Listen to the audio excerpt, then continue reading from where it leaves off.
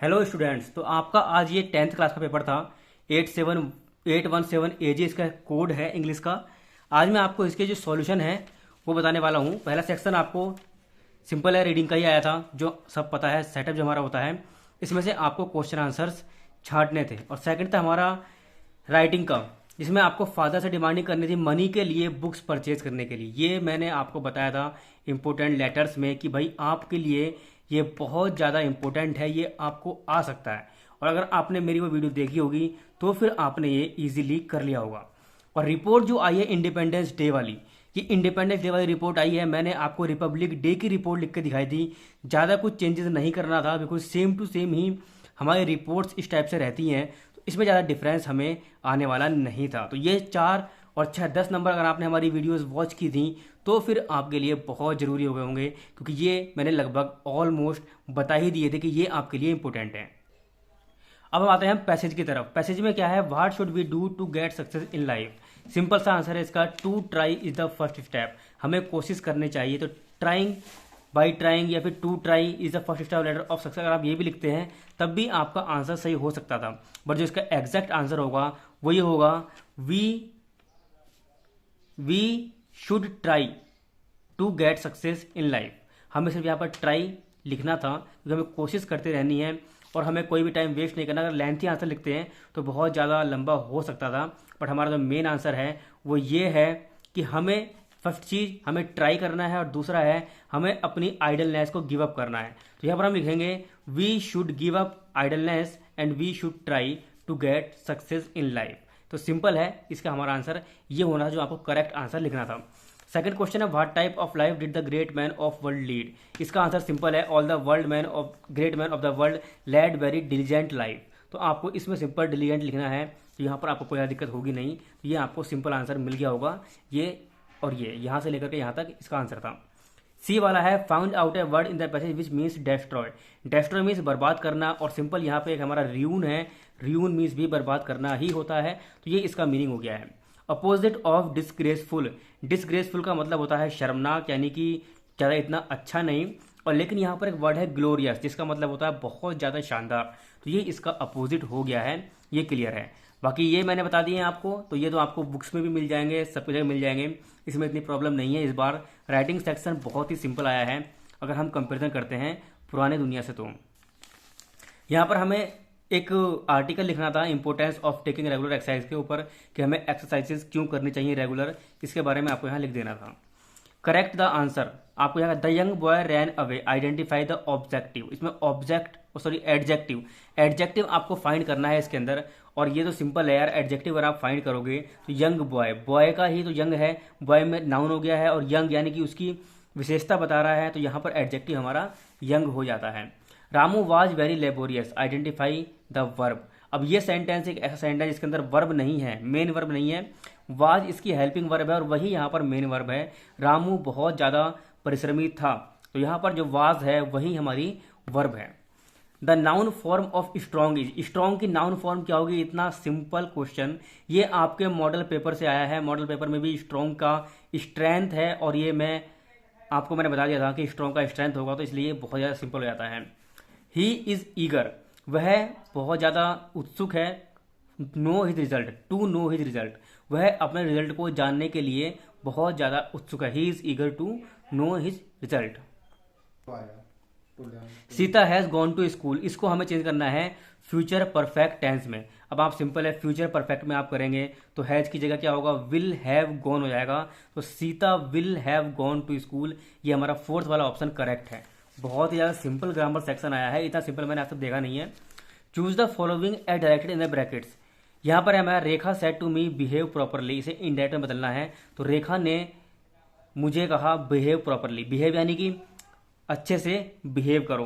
तो इसका मतलब क्या है कि एक एडवाइस है और एक ऑर्डर भी हो सकता है। तो अगर आप एडवाइस और ऑर्डर लिखते हैं दोनों ही आपके ठीक जाएंगे। फिलहाल चेंज कैसे होगा, Rekha ordered me to behave properly या Rekha advised me to behave properly, इस टाइप से इसका आंसर हो जाएगा। बी वाला है, Sheela is writing an application. तो आपको यहाँ पर ज़्यादा कुछ करना नहीं था, सिर्फ और सिर्फ यहाँ पर आपको चेंज करना था क्या, यहाँ पर आपको टू लगाना था और इसकी जगह एडवाइज्ड या फिर ऑर्डर्ड आपको कर देना था। Sheela is writing an application for leave, इसको आपको पैसिव में बदलना है, पैसिव वॉइस में बदलना है। तो सिंपल है, एन एप्लीकेशन, एन एप्लीकेशन से स्टार्ट होगा ये, an application is being written, an application is being written by Sheela for leave. Simple था, आपने इजीली कर दिया होगा। Punctuate the following using capital letters को पंक्चुएट करना था। रीता में यहाँ आर बड़ा आएगा, रीता सेड टू रेखा, रेखा में आर बड़ा आएगा, और यहाँ पर कॉमा इनवर्ट कॉमा आएंगे, एच बड़ा आएगा। Hari will not come to college tomorrow, उसके बाद यहाँ इनवर्ट कॉमा बंद हो जाएगा फुल स्टॉप बनने के बाद में। तो जितना आपको करना था, आपको फुल नंबर मिल जाते। Frame a correct sentence by reordering the word, he lot a money of borrowed me from. तो सिंपल था ये, तो बहुत ज़्यादा सिंपल है। He borrowed a lot of money from me, उसने मुझसे बहुत ज़्यादा धन उधार लिया। इसका सिंपल हमारा ये आंसर हो जाता। ई वाला है कंप्लीट द स्पेलिंग, और आपको एक पूरा वर्ड बनाना है इसको कंप्लीट करने के बाद में।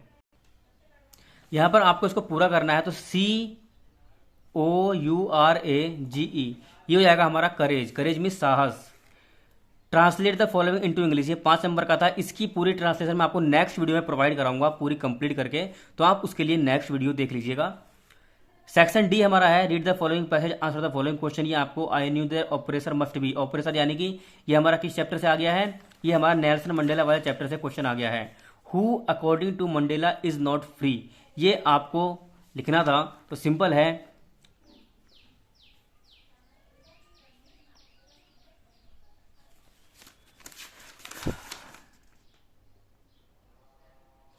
ये है यहां से, a man who takes away another man's freedom is a prisoner of hatred, he is locked behind the bars of prejudice and narrow mindness.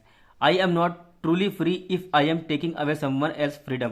तो इसमें लिखना था who according to Mandela is not free, तो according to Mandela the person who taking away, यहां से लिखना था आपको who is taking away someone else freedom is not free. इसके बाद आपको ये लिखना था, अकॉर्डिंग टू मंडेला आपको पहले लिखना था, उसके बाद आपको ये लिखना था हु के बाद में is taking away someone else freedom, तो यहां से इसके बाद is not free. Simple answer था who are robbed of their humanity, इसका सिंपल है, यहां से आपको आंसर लिखना था। तो 2 नंबर तो आपके फ्री के थे, इसमें थोड़ा सा आपको माइंड लगाना था। अगर आपने लगाया होगा तो आपके अच्छे नंबर मिल जाएंगे।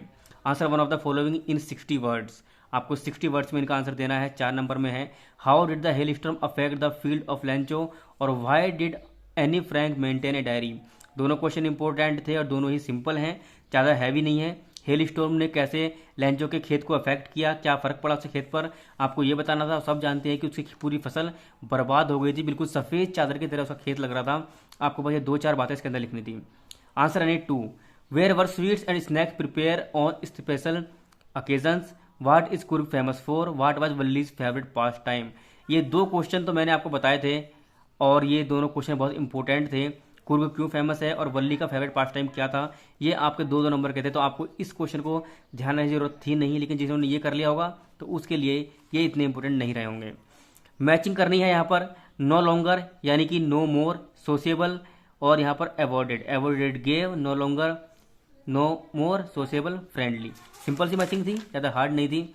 Read the following extract, where did the tiger wait for his prey, और point out the rhyming words. Rhyming words में क्या होता है कि यहाँ पर हमने लिख दिया किस टाइप से, जो इसके अंदर राइमिंग वर्ड है, जैसे ग्रास और पास, ये हमारे 2 राइमिंग वर्ड्स हैं। तो आपको ये लिखने थे, जिसके बाद में डबल एस आ रहा है, तो सिंपल सी बात है ग्रास का पास ही होगा। और where did the tiger wait for spray, और टाइगर अपने शिकार के लिए कहाँ इंतजार करता है। और इसका जो आंसर है वो ये सिंपल सा आंसर है कि वह नियर द वाटर होल, वह पानी के कहीं भी स्रोत के पास में अपने शिकार का इंतजार करता है। तो सिंपल हम लिखेंगे tiger waited near the water hole for his prey. Write the central idea of the following poem. आज मुझे पता है कि आप में से किसी ने भी सेंट्रल आइडिया नहीं लिखा होगा, क्योंकि सब लोग जानते हैं कि हमें 4 लाइन्स की पोएम एक आनी है, और सबने 4 लाइन्स की पोएम लिख दी होगी, क्योंकि जो पोएम आई भी है पेपर में वो भी बहुत ज़्यादा अंदर से आई है। तो सभी ने डस्ट ऑफ स्नो की जो 4 लाइन्स वो याद कर रखी होंगी, और इसमें आप पूरे मार्क्स ले आएंगे। Answer any 2, what was the only way to save Tricki, what kind of thief Hari Singh was, और how did Griffin save himself from Mrs Hall. तीनों ही क्वेश्चन बहुत सिंपल थे और बहुत इजी थे।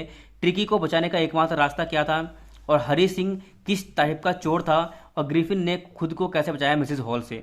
अगर आपने क्वेश्चन आंसर लर्न किए हैं, या फिर आपने अगर स्टोरी भी आपको याद है, तो आप इनके आंसर सिंपली लिख सकते थे अपनी लैंग्वेज में भी। आंसर एनी वन, यहाँ पर आपको एक आंसर लिखना था character sketch of Matilda, very important question. और ये मैंने ऑलरेडी बता दिया था कि मटिल्डा का करेक्टर स्केच आ सकता है, इंपॉर्टेंट है। और एब्राइड की मदर ने उसको साइंटिस्ट बनाने में किस प्रकार से हेल्प की, दोनों ही क्वेश्चन इंपॉर्टेंट थे और दोनों ही आपने आई होप कि कर लिए होंगे। बाकी ट्रू और फॉल्स करना है आपको। Matilda borrowed necklace from her friend, बिल्कुल सही बात है, उसने एक नेकलेस लिया था तो ट्रू कर देंगे। Richard एब्राइट lost his scientific curiosity, Richard एब्राइट ने अपनी साइंटिफिक क्यूरियोसिटी लॉस्ट कर दी, बिल्कुल गलत है, ये फॉल्स कर देंगे इसको। रिचर्ड एब्राइट हमेशा से एक साइंटिस्ट था। Select the most suitable alternative to complete the following sentence, Ebright graduated from और रामलाल एल्डेस्ट डॉटर वाज, ये आपको इसका आंसर लिखना है। तो इसका सिंपल आंसर है एब्राइट ग्रेजुएटेड फ्रॉम हार्वर्ड और रामलाल की जो बड़ी लड़की थी उसका नाम है राधा। तो ये आपने वैसे अगर देखा जाए तो पेपर इतना इजी है कि कोई भी इंसान जो अच्छे से भी पढ़ा होगा वो 65 प्लस स्कोर करेगा इसके अंदर 70 में से, और जो थोड़ा बहुत भी पढ़ा होगा वो इजीली 55 प्लस तो लेकर के ही आएगा, और 60 नंबर तो इसमें इजीली लाए जा सकते हैं। इस टाइप का आपका पेपर आया है। तो इसकी कुछ वीडियोस हैं, जैसे कि एक रिपोर्ट इंडिपेंडेंस डे पर और एक परचेज योर बुक के लिए, ये आपका जो भी है लेटर है ये मैं लिख के दिखा दूंगा आपको। इसके क्वेश्चन आंसर मैं इनकी सेपरेट वीडियोस आपको प्रोवाइड कर दूंगा, आर्टिकल की भी। और इसके अलावा हमारी ये जो ट्रांसलेशन है इसकी मैं आपको सेपरेट वीडियो प्रोवाइड करूंगा, तो आप लोग इस वीडियो के बाद में उस वीडियो को वेट करिएगा और उनको देख लीजिएगा। आई होप कि आपको वीडियो पसंद आई होगी। वीडियो अच्छी लगी है तो लाइक करिए। हम अपने चैनल पर 10th और 12th के लिए मैथ्स और इंग्लिश स्टार्ट कर रहे हैं पूरे नए सेशन के लिए, तो ज्वाइन कर लीजिएगा हमारे चैनल को सब्सक्राइब करके। मिलते हैं आपसे नेक्स्ट वीडियो में, तब तक के लिए बाय बाय, टेक केयर, जय हिंद।